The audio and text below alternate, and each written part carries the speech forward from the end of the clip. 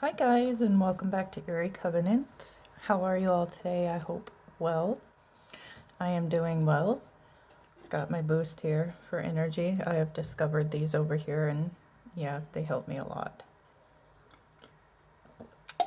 Anyway, I had a wonderful idea and I've been debating on doing this for a while now. I've seen so many questions in groups on Facebook, good questions from newbies or baby witches. And some go unanswered or with harsh judgment. I will not use any names here of people or names of the groups out of respect. I would love to give credit to these questions, but I don't know these people, so I'm not going to throw them under the bus like that. But I will use some of the questions because, like I said, they're good questions and I think I could answer them quite well. Sometimes, I look at these questions and I'm thinking, oh, well, that's really a good question to start out on your path. And I look at the answers and I'm just like, ugh, you know.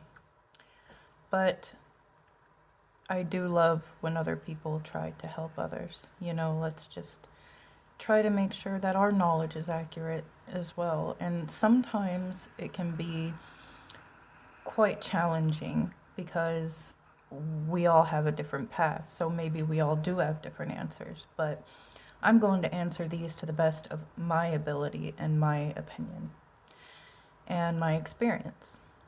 And if you guys have any questions, any newer witches on here, feel free to leave them in the comments or you can email me. I'll put my email in the description and I will do more Q&A videos to help you guys out with whatever I can to the best of my ability. So I wrote the questions and my answers down and we will get right into it. Hopefully you guys learned something today. If you do, leave me a comment. Number 1, I have a great-grandmother who died recently. I did not know her, but I want to connect and channel her for witchy guidance, especially since she was in my bloodline. I have no pictures of her, but I know her name and she has red hair. Any ideas? Well, my advice in this situation, hold on, I got my papers falling everywhere. I am never prepared. You know what? There. Anyway, my advice in a situation such as this is first, build an ancestor altar dedicated to specifically the person you're trying to channel. Make sure you are researching and questioning family about the ancestor. Find out everything you can about them. And put anything of this person on the altar. If no photos, you can craft a clay doll with their name and birthday into it and try to make it resemble them as much as possible. Or make a candle to represent them with their name and birthday carved into it. This is creating what I call your spiritual link to the spirit in the physical world. But also having the blood of an ancestor is powerful too, and you can use that as well. Use offerings, and this is going to start to build a relationship with them, and eventually you will receive messages from them and channel them through the link you create. So the stronger, the better. The more, the better. Question number 2. I need to do a binding spell and protection, but I do not have a picture of the person I need to bind. Can I do it by writing the name on paper instead? Well, yes, you can, for the short answer. But I would use their birthday and anything they may have come into contact with that I could get my hands on. Example, I did a bind on someone from using a necklace they gave me. Also, I have done clay or poppets. Again, I use them a lot. Or I've even done one successfully without anything. And let me explain this. I used my will and my intentions while standing in front of them and repeating my spell in my head. picturing my words burning into them and coiling around their mind. When it comes to protection, I visualize a veil or a bubble around myself, them, or in between us. I visualize this around my house, or if I feel or sense magic used against me,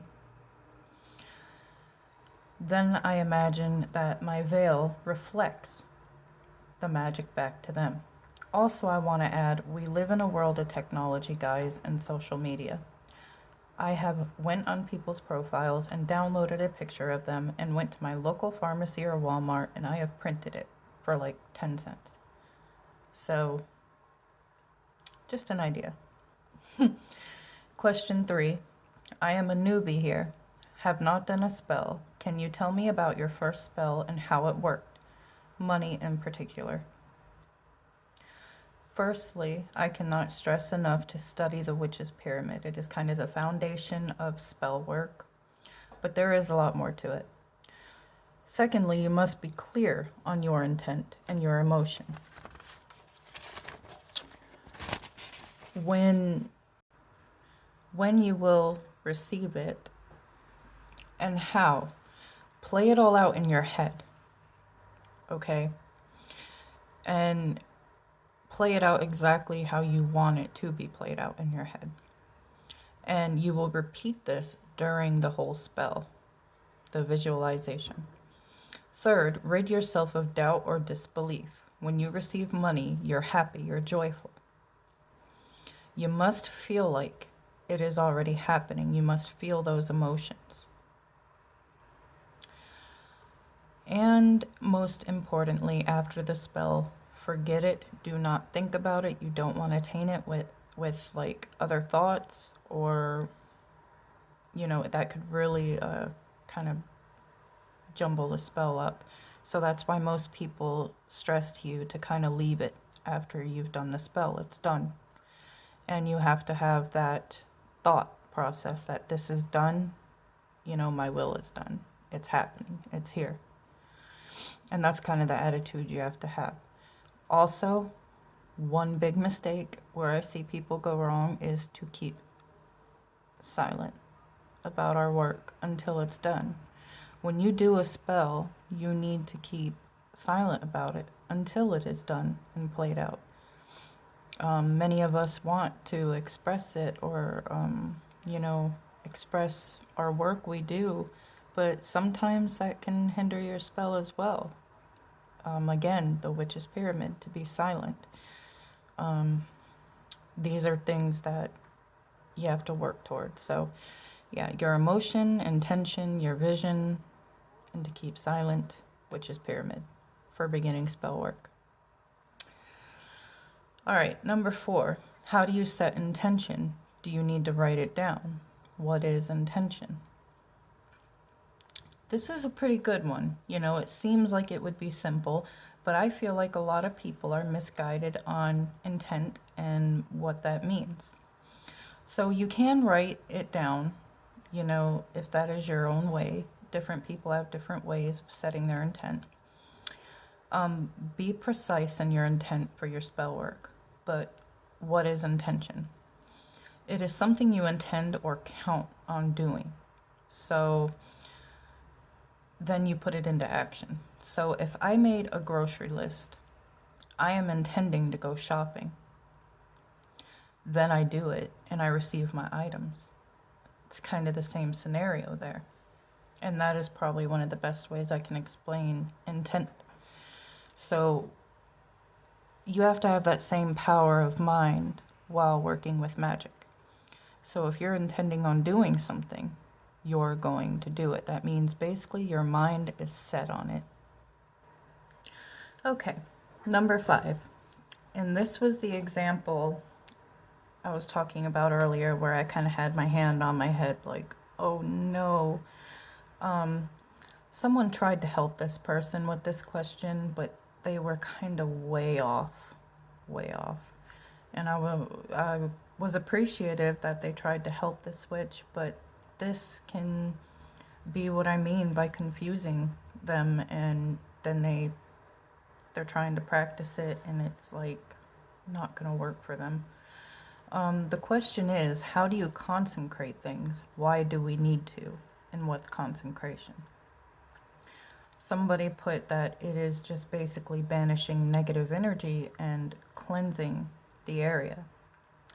Now, that may be a part of it, but consecrations can be pretty important, and you need to know what that is and why you're doing it.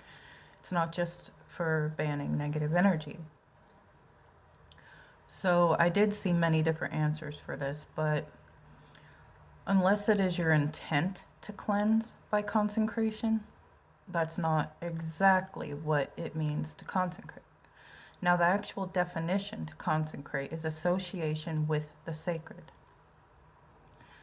You can consecrate a person, place, or a thing. It is to declare or to dedicate to a situation and to make it sacred. You're leaving your sacred mark when you consecrate. To consecrate, you're declaring to make it sacred, and yes, cleansing is a part of it, but understand it is a deal greater than cleansing. You are making that area sacred to you. When I go into, when I go into the woods nearby, I do a little spell or a consecration on it to work there to make it my own little space. But of course, as a gray or a traditional, we do believe the whole earth is sacred. But if I want my little space, my area, I claim it, I'll declare and I'll consecrate it. So I hope that helps a lot of people. Number 6, and this is the last question, guys. I'm new to all of this, but the reason I thought I'd take this path is because a spiritualist told me to put it in short. But I get freaked out with spirits, and if I know they're there, it feels like I push it all away. Does anyone else feel that way at first, or is witchcraft just not for me? So my response to this question would be, number 1, answer to yourself honestly, why do I want to be a practicing witch? Okay. Number 2, whether we know it or not, we work with the spirits in the spiritual world when we practice witchcraft. Guides, ancestors, and many other spirits. Okay. I was once afraid of seeing and talking to the dead as well, but to truly follow my path, I had to face that, and I had to become in control of that. So if you're going to be a practicing witch, you have to face the fact there's a spiritual world that we work with.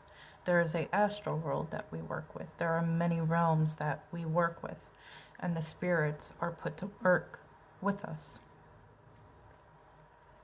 Number 3, doubting yourself will not lead you further, only hinder your path and your talent. Do not rely on others for you or your spiritual reckoning,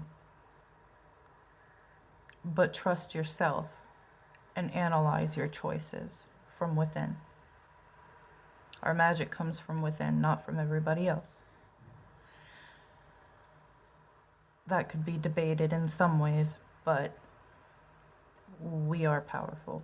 We are all connected, but you can't rely on others for your path to tell you what to do in it. That is part of it. You have to figure that out yourself.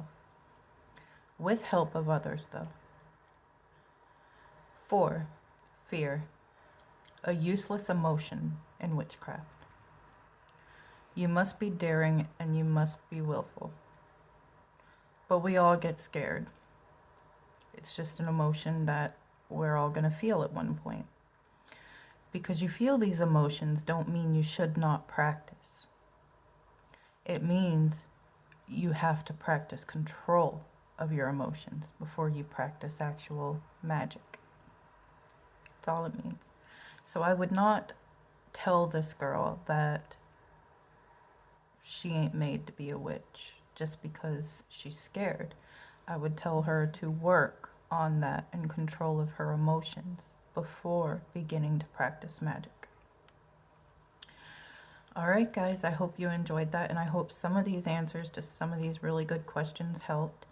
And if you have a question you'd like me to answer, I'm thinking about if I get enough people going live once a week to answer questions like these. If you think that's a good idea and you like that idea and you want to participate, leave me a comment and I will start getting this together and working on it and doing the best I can to help you guys. As always, with love and light from Erie Covenant.